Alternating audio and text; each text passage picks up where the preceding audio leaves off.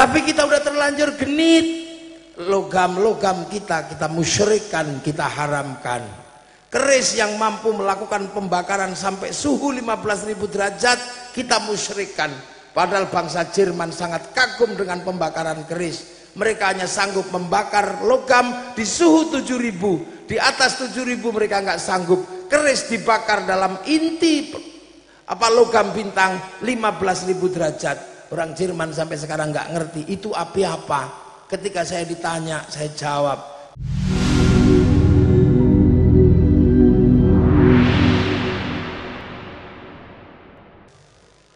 Alhamdulillah,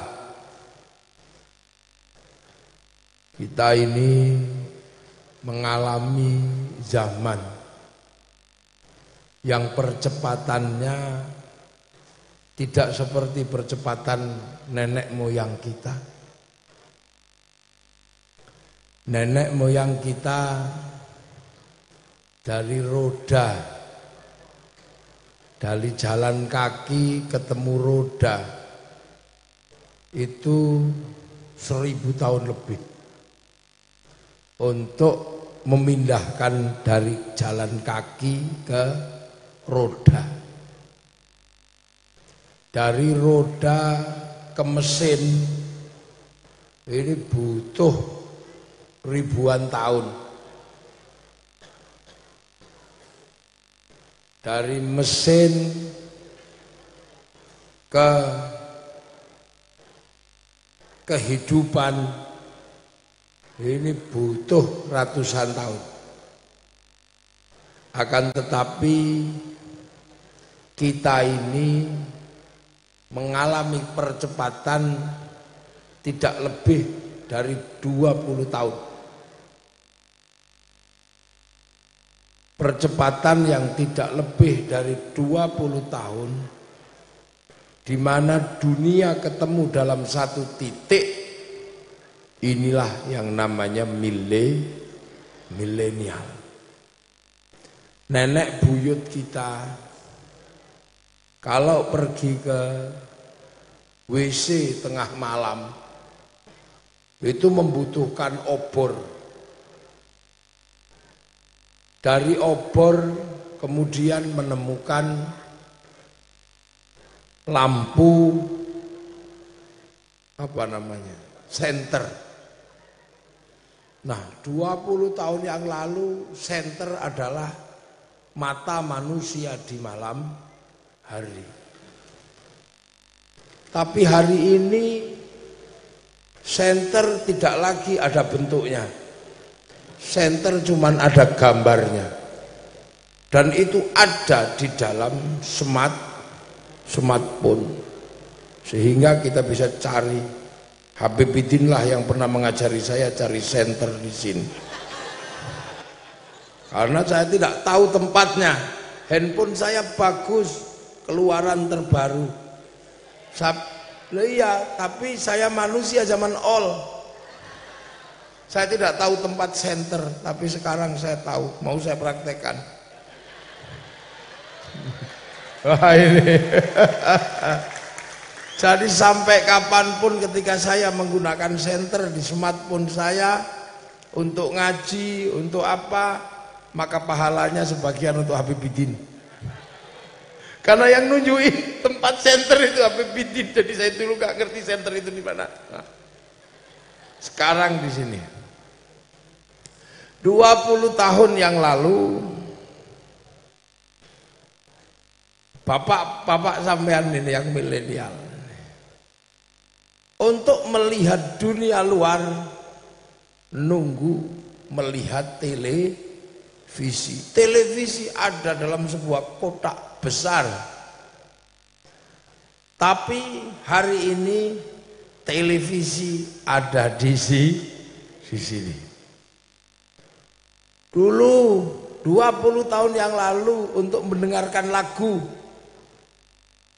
kita beli kaset dan beli tape, sehingga kemudian kalau kita dengar kaset itu lagunya berulang-ulang, kita bolak-balik sampai kasetnya molor, lagunya geloyor. Makanya ada orang punya cerita tentang kaset. suruh beli kaset Metallica.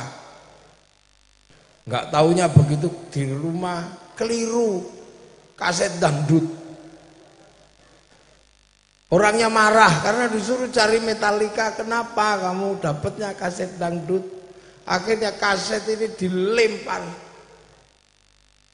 Begitu dilempar, ambil lagi. Wah, iman juga kalau kaset ini tak lempar, siapa tahu masih berguna. Dangdut nggak apa-apa lah.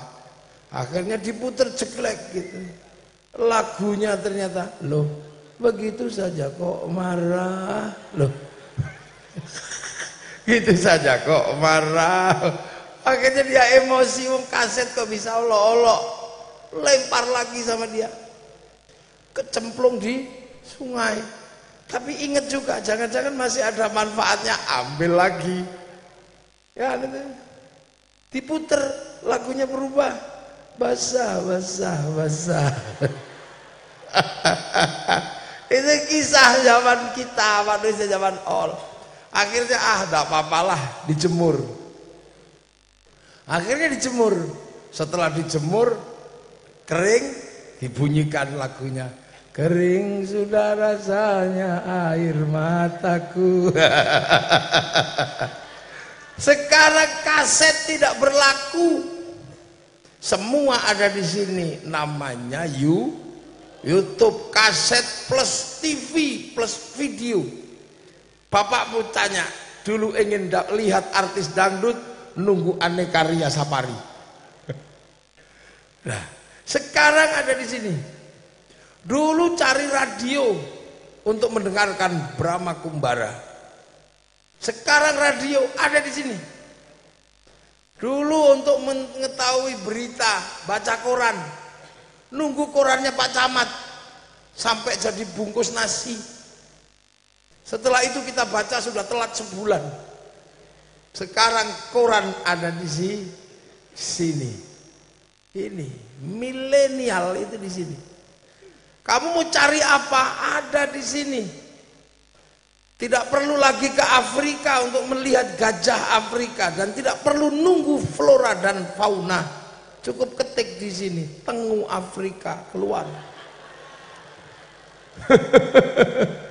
Bagi yang iseng ketik di sini, bokong India keluar di sini. Iya.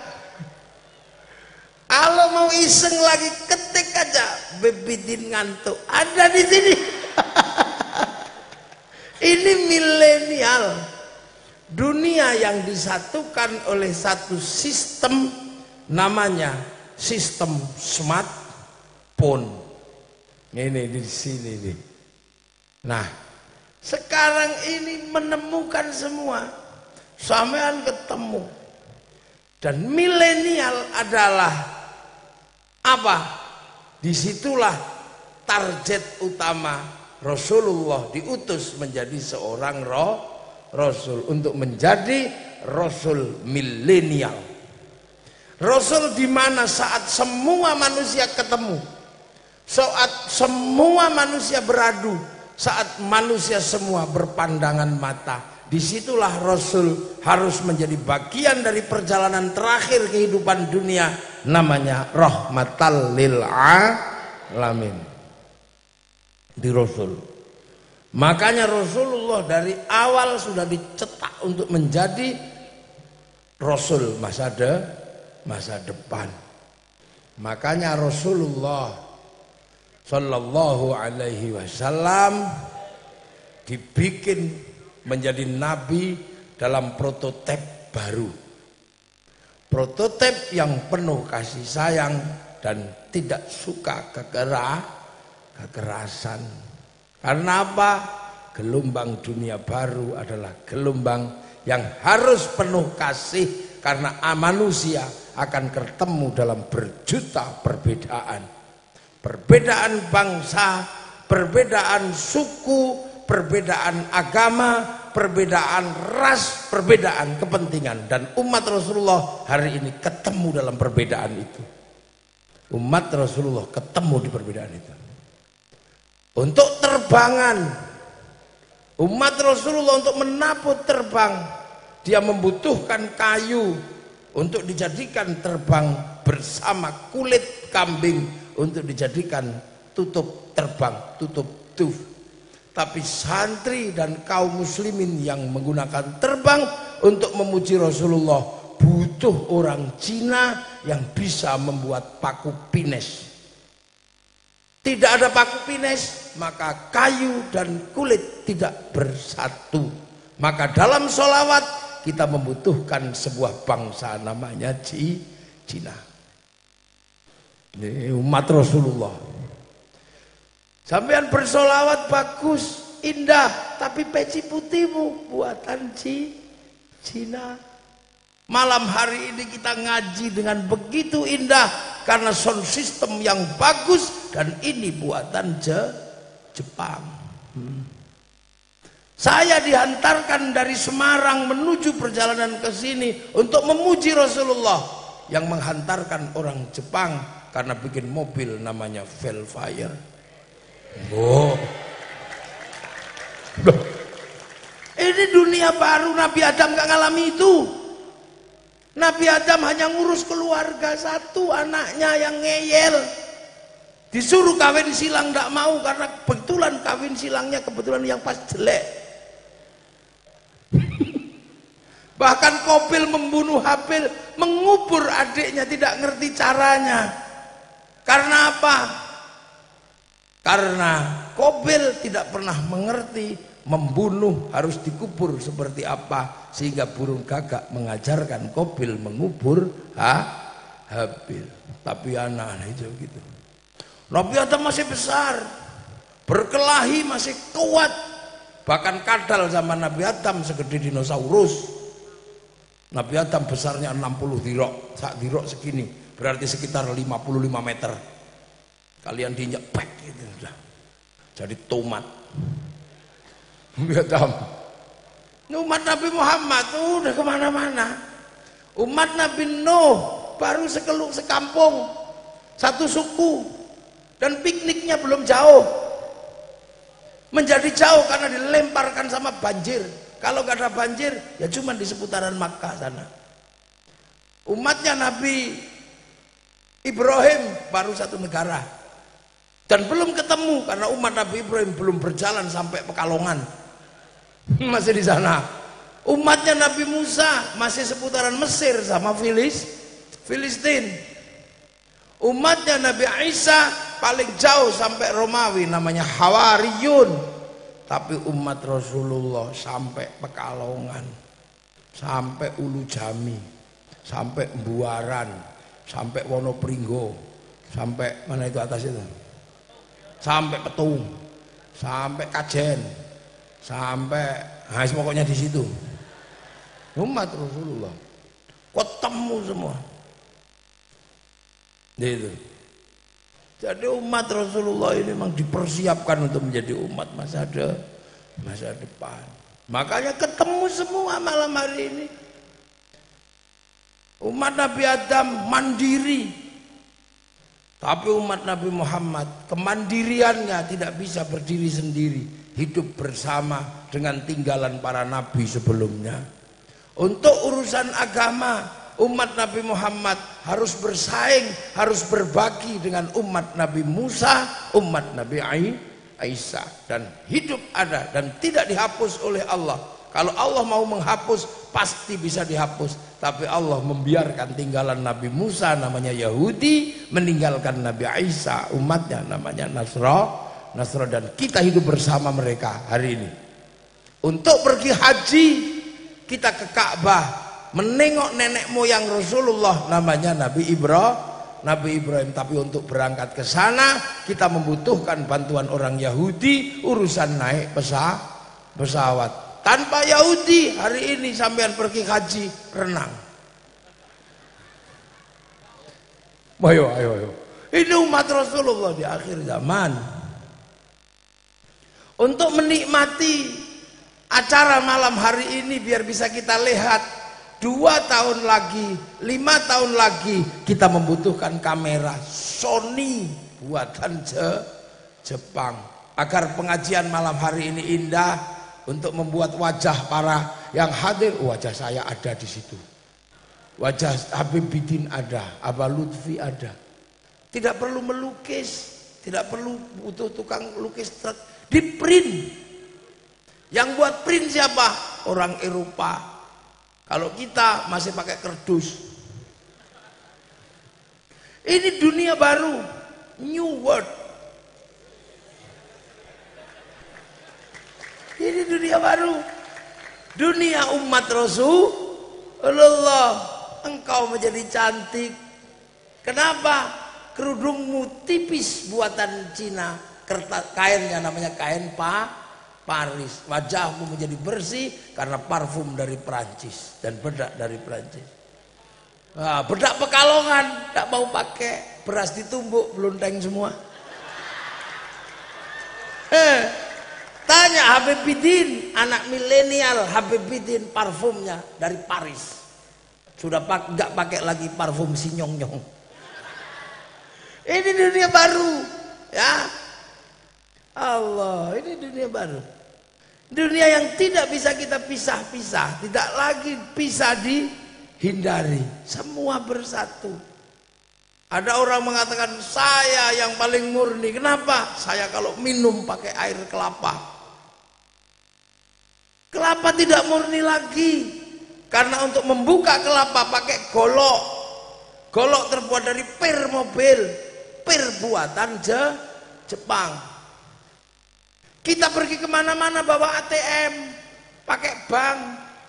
Pakai uang. Uang cetakan bank.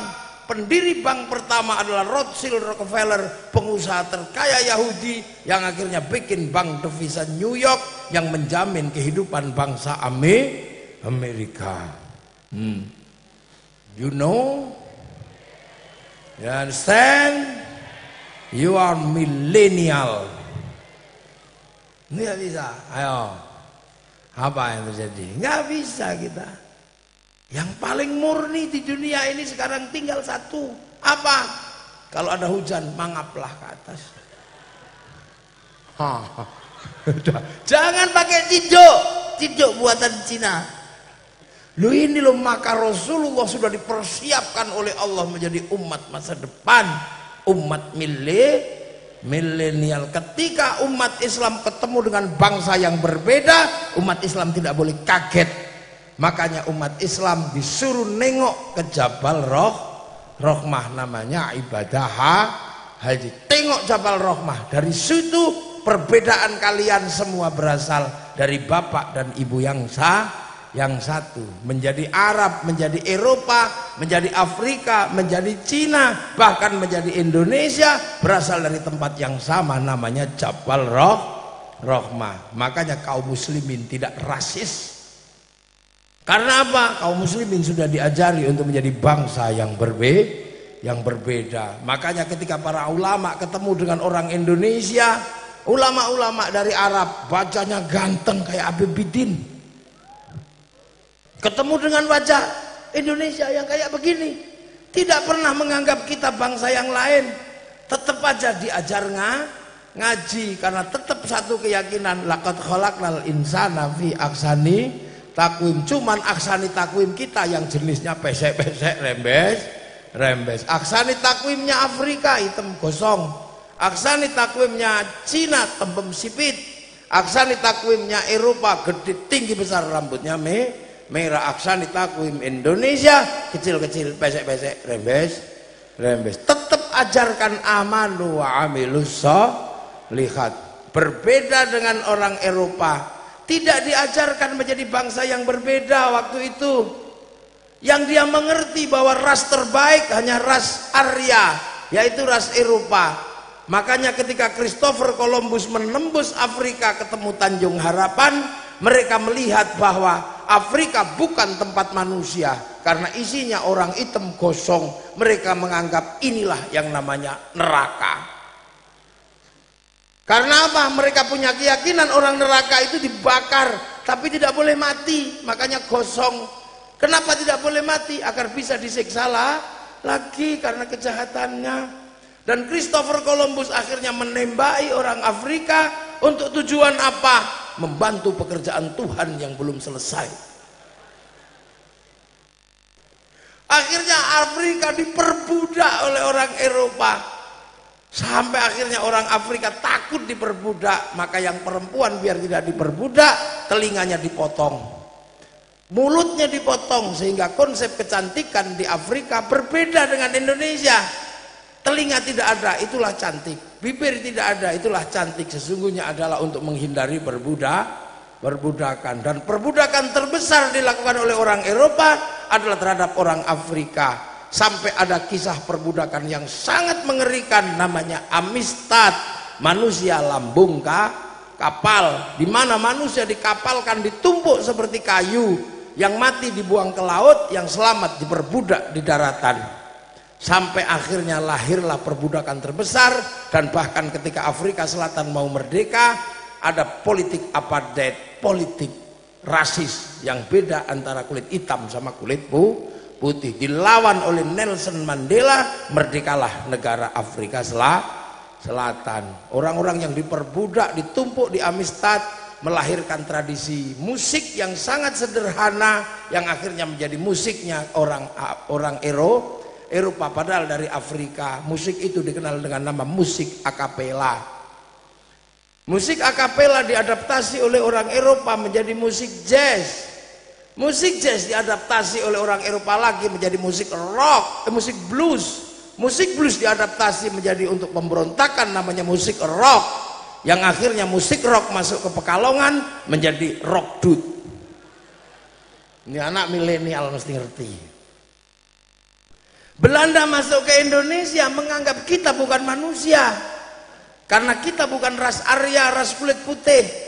Mereka punya keyakinan bahwa orang Indonesia adalah turunan monyet, karena mereka diajarkan memahami bahwa selain ras Arya adalah turunan monyet yang berevolusi dari Pithecanthropus erectus, dan yang tertua ditemukan di tanah Jawa, Soloensis wajakensis. Maka Belanda menembaki orang Indonesia. Dan karena mereka punya keyakinan bahwa kita adalah turunan monyet, maka Belanda mengukuhkan menyebut orang Jawa dengan sebutan kowe. Kowe adalah anakmu monyet.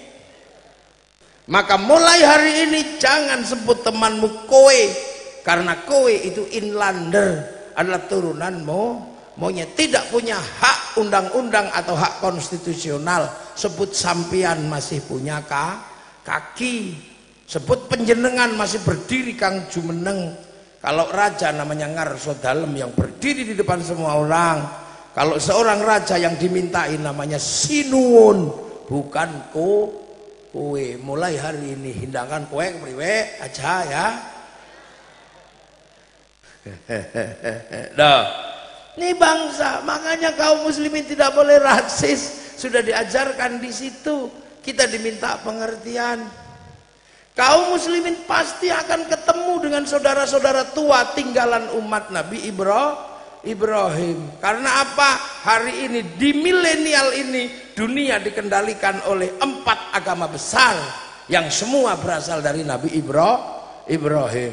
Ada agama Yahudi mengendalikan sebagian besar Eropa, mengendalikan sebagian besar Arab. Ada Nasrani mengendalikan sebagian besar Eropa dan Asia. Ada Islam mengendalikan sebagian besar Asia dan Eropa. Ada Hindu mengendalikan sebagian besar India. Berasal dari rumpun yang sama karena sama-sama menyebut Ibrahim dalam bahasa yang berbeda. Islam menyebut Ibrahim dengan istri Sarah. Yahudi Nasrani menyebut Abraham dengan istri Sarah. Yang Hindu menyebut Brahma dengan istri Saraswati. Ini ya, sebutannya berbeda. Makanya agar kaum muslimin tidak lupa itu semua, karena reruntuhan tinggalannya Nabi Adam dibangun oleh Nabi Ibrahim, maka jejak Nabi Ibrahim tidak dihilangkan oleh Allah, agar kaum muslimin tidak kehilangan masa lalu. Maka jejak kaki Nabi Ibrahim diabadikan dalam makom Ibrahim, jejak kaki Nabi Ismail diabadikan dalam Hijr Ismail, jejak Siti Hajar diabadikan dalam Sofa Marwah. Dan kaum muslimin harus menapak jejak itu, namanya ibadah haji. Maka kalau kita beribadah haji tidak boleh lupa bahwa peradaban hari ini, milenial ini kendalikan oleh peradaban Ibrahim.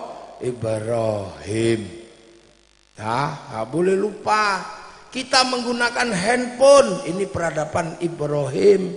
Kita menggunakan pesawat, peradaban Ibrahim, karena ini peradaban logam. Handphone logam, tembak logam, pesawat logam. Dan yang menguasai mainstream logam dunia hari ini adalah Israel, karena mereka memegang satu kitab namanya kitab Zabur yang diberikan kepada Nabi Dawud alaihis salam. Makanya kemudian orang Yahudi menggunakan bintang Dawud menjadi bintang simbol mereka, dikenal dengan bintang segi 6 namanya bintang David. Makanya jangan salah kalau seluruh logam dunia hari ini dikendalikan oleh orang Israel, karena Israel memegang Taurat dan Taurat adalah simbol logam dunia. Yang bisa menghadapi mereka sesungguhnya adalah orang dari Nusantara. Kenapa? Orang Nusantara berbeda dengan yang lain. Orang Arab alat musiknya terbang terbuat dari logam, terbuat dari kayu dan kulit. Orang Eropa punya alat musik namanya gitar terbuat dari kayu dan tali. Bangsa Nusantara punya alat musik namanya gamelan terbuat dari logam. Hanya bangsa yang menguasai ilmu pertambangan yang maju dan penguasaan metalurgi yang mapan mampu membuat alat musik dari logam. Tapi kita udah terlanjur genit. Logam-logam kita musyrikkan, kita haramkan. Keris yang mampu melakukan pembakaran sampai suhu 15.000 derajat kita musyrikkan. Padahal bangsa Jerman sangat kagum dengan pembakaran keris. Mereka hanya sanggup membakar logam di suhu 7.000. Di atas 7.000 mereka nggak sanggup. Keris dibakar dalam inti logam bintang 15.000 derajat. Orang Jerman sampai sekarang nggak ngerti itu api apa. Ketika saya ditanya, saya jawab, karena orang Indonesia punya hadam jin. Jin disuruh membawa logam masuk neraka, celup di sana, pulang lagi, ditempa di sini. Ini jelas ngarang dan ini jelas maudhu, jelas palsu, karena saya nggak punya jawaban yang lain. Loh, ini bangsa-bangsa punya semuanya. Ini mereka punya. Perbankan dunia masih urusannya sama Yahudi, dan kaum muslimin sebagai yang paling muda ketemu dengan mereka.